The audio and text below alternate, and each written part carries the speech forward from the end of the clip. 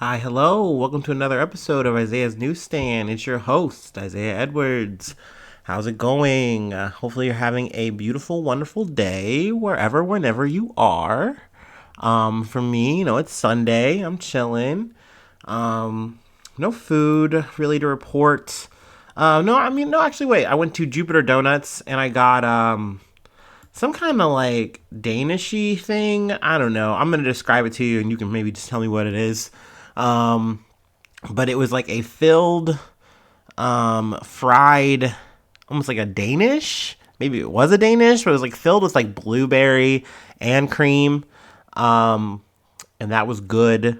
I also got a sprinkled chocolate donut, or no, a donut with chocolate frosting. My bad. And then I got a glazed bow tie and coffee. So there you go. I made a food corner there for you. Um, Other than that, I'm wine casting right now, which I always love to mention. So if this isn't the most perfect episode of news, you already know what's up. Don't blame me. Don't come for me. Um, but let's see. Let's get into it though. I wanted to start off with an article I got from the Telegraph, talking about kind of how bad the situation is getting in Afghanistan. But the title is Afghans Forced to Sell Their Kidneys as Extreme Hunger Tightens Its Grip. So the situation is, getting really bad. I kind of reported earlier in previous episode that more or less we weren't going to give them their money. It's kind of part of sanctions that we were doing against the Taliban that are in that area that took over. More or less, we had their money on ice. We still do. We divvied up some of it, but it was to quote unquote humanitarian aid, which is on its face humanitarian aid. But you could have just given them the money straight up, and it would have helped the economy a lot more in Afghanistan, as opposed to just doling this out so that the Taliban couldn't get their hands on it. But essentially, it's made things really dire for the people.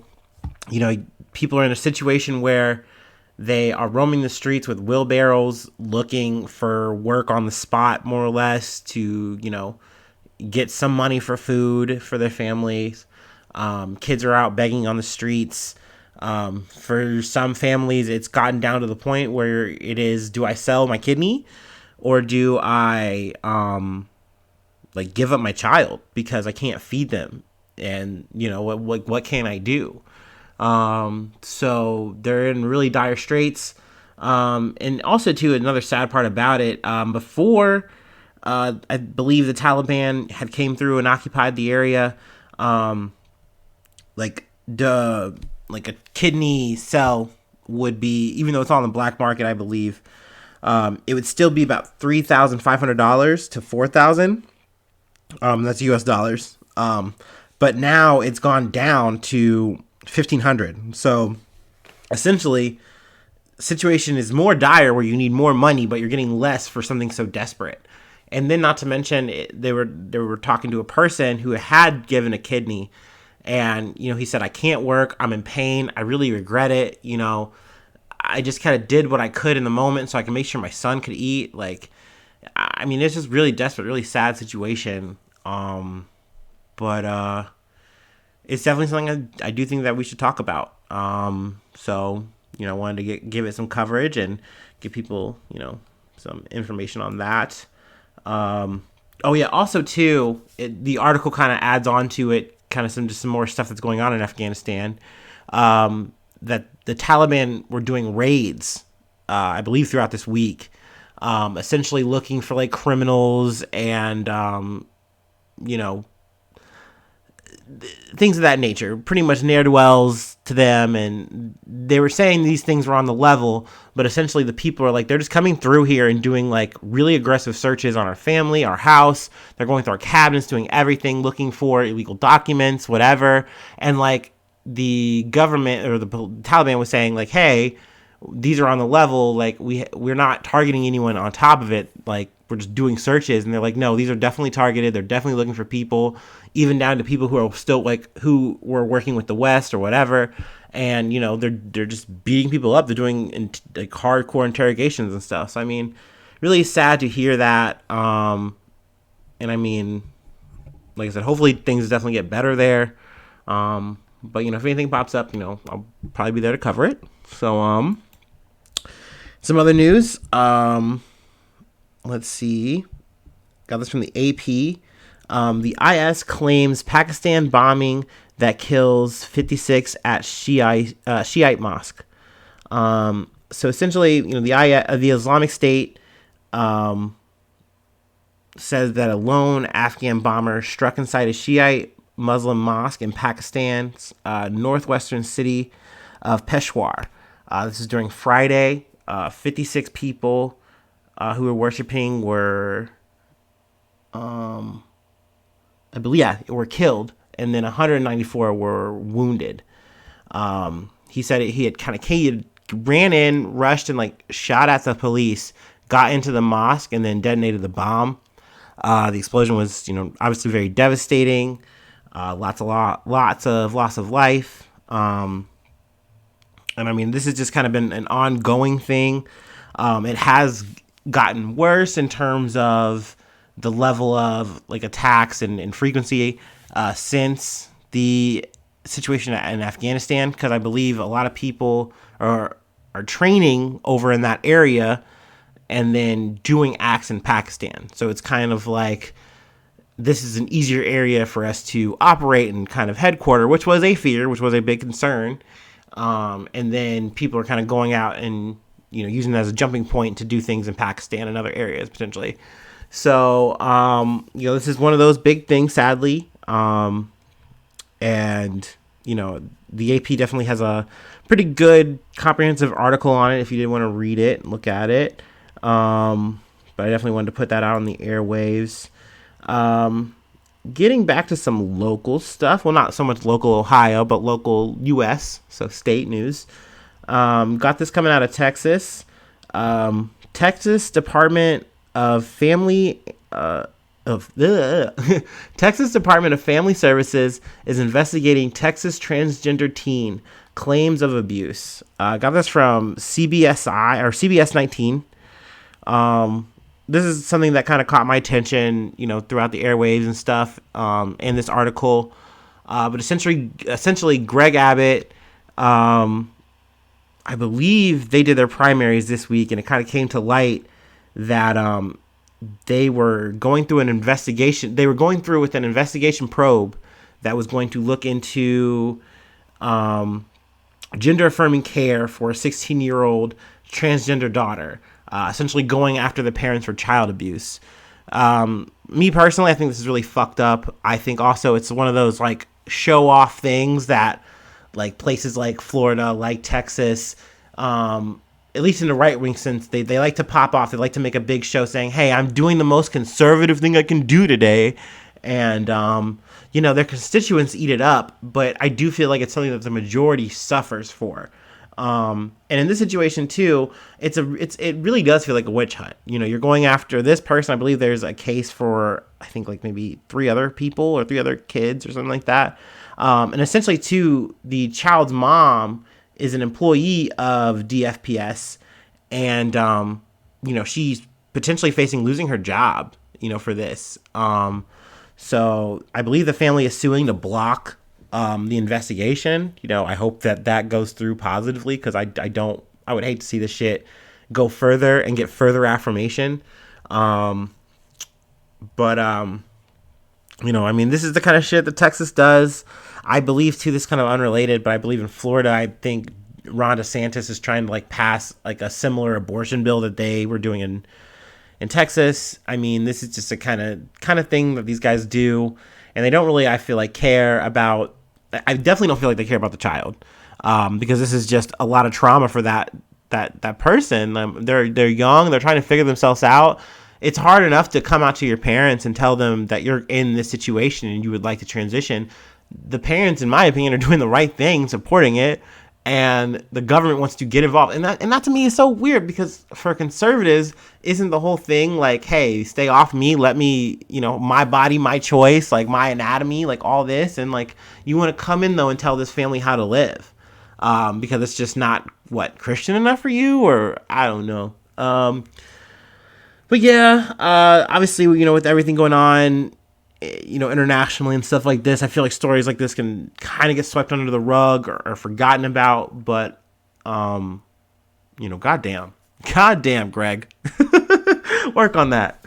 Um, and some other news from the AP: Purdue Pharma, U.S. states agree to new opioid. I am slurring it up today.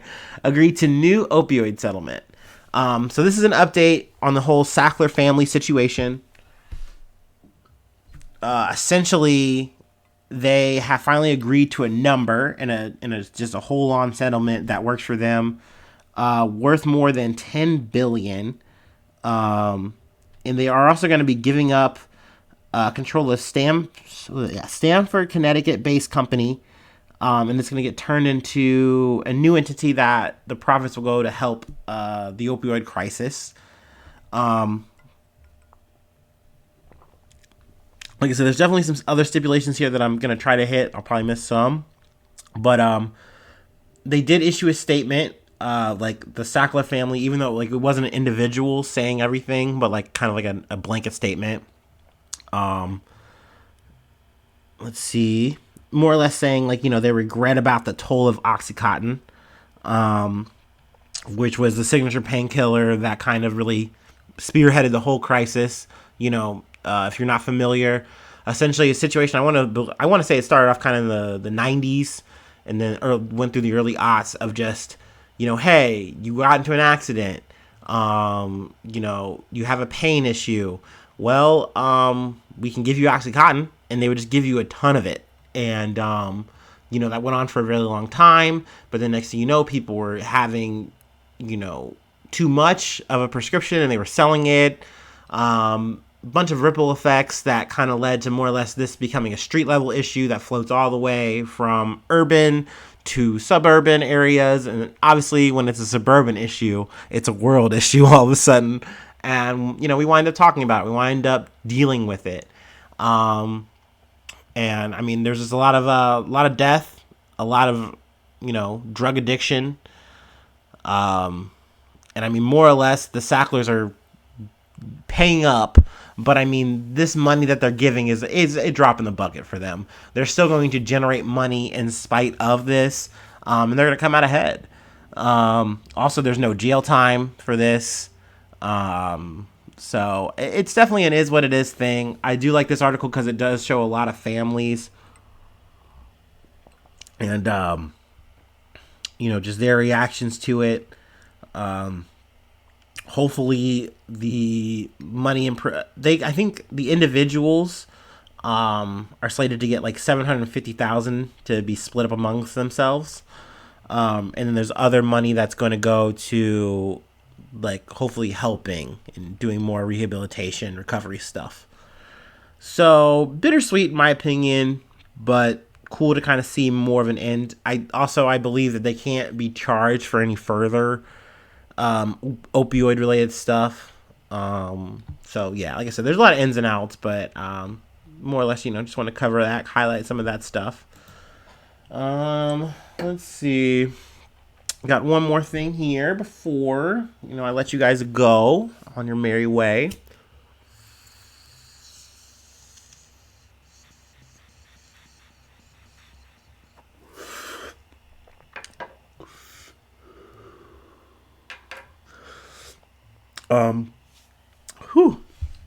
I got this from The Athlete, and it's more or less just an MLB update. MLB lockout news. MLB PA meet informally to discuss where negotiations go after Rod Manfred canceled games.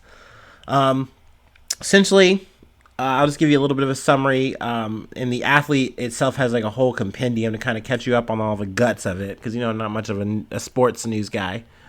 But essentially, they were getting in talks. They did like 9 straight days, I believe, of like hard negotiation, like really getting out of it, trying to like hammer something out. Which is kind of a little bit funky because I did a little bit of coverage on this where they said, hey, we have a problem. We're going to get into talking about it. But they did They did finally get into it about, I guess, like a week and a half ago, and really couldn't come up with anything in those 9 days. So there's like a self-imposed deadline that they went past. So now opening day has been pushed back, and there's definitely going to be game cancellations, which is obviously the last thing baseball really needs right now. But hopefully they can get into something that works. I'm sure boomers are kind of mad, but at the same time, I'm glad to see that they're really vying for something that's going to help young rookie players get the money that they're deserved. I know it can kind of seem like these guys are making tons and tons of money, but definitely at the bottom floor, you're not. And it's definitely something that, like, right now, it's really slated that if you're like an all-star player who's been in the game, you're getting a lot of money and like probably not carrying the team, but like you're putting quote unquote meat in the seats, and that's about it. But the rest of the team of younger players are kind of getting cock squat. Excuse my French, oui. But like I said, the athlete kind of has more of the blow by blow, all the details. But yeah, I'll definitely keep you covered. Hopefully they come up with something sooner than later, right? I mean, I'm not a big baseball guy, but it'd be a shame for America's pastime to like literally fade out like that, you know? But other than that, that's all the news I got. It's shill mode time. Isaiah News. So patreon.com/Isaiah News. That is the way. If you want to give $5, you get Discord access. So that's like easy communication with yours truly and potentially the community. Also, I'll give you a shout out. That's always pretty rad, right? We can talk about whatever news you might want to cover. So that's in play. Other places you can reach me, IsaiahNews1@gmail.com. Also, I got a Twitter, that's Isaiah_news. Isaiah1 for the Facebook, and Isaiah News for the Instagram. I nailed it. Hell yeah. Other than that, guys, I hope you have an amazing week. I hope you have an amazing time. And you stay safe, you stay healthy. And hopefully I see you soon for some more good news. Love ya. Bye-bye. Mwah.